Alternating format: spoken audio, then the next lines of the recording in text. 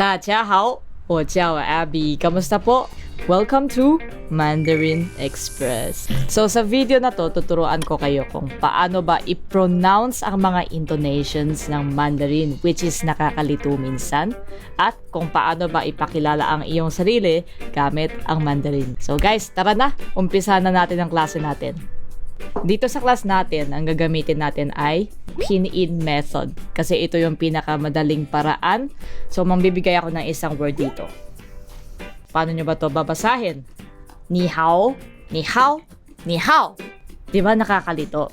So, ito na yung 5 klaseng intonations na i-introduce ko sa inyo.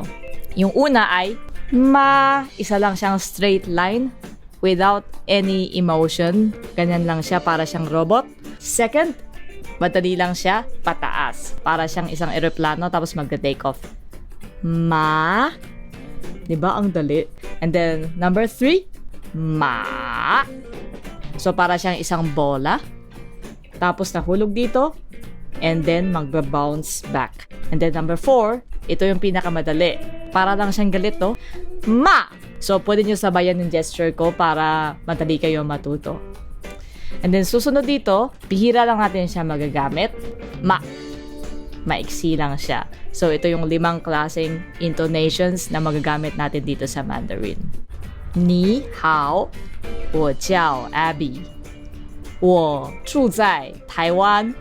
我很喜欢唱歌. 很高兴认识你. Guys, huwag muna kayo matakot. Isa lang tong self-introduction. So, explain ko siya ng isa-isa. Ni hao. Ibig sabihin niya, kamusta? Wo jiao Abby. Ako si Abby. Ang wo ay ako. Zu zai, nakatira. Taiwan ay Taiwan. Xi huan, gusto. Chang ge. So, ibig sabihin nito, mahilig ako kumanta. 很高兴认识你. Pwede nyo tanggalin yung pangalan ko, yung location at yung hobby. Pwede kayo mang-practice dito. Susunod mong bibigay ako ng mga iba pang vocabulary for your reference. Ni, ikaw. Ta, siya, he or she. Tapos yung mga locations, kagaya ng Pilipinas. Fei, Lu, Pin, Taiwan, Taiwan, Amerika, Mei, Guo, Japan,日本, Korea, Han, Guo. Mga hobbies, kagaya ng dancing, Tiao, Wu. Tapos kagaya ng exercise, Tong.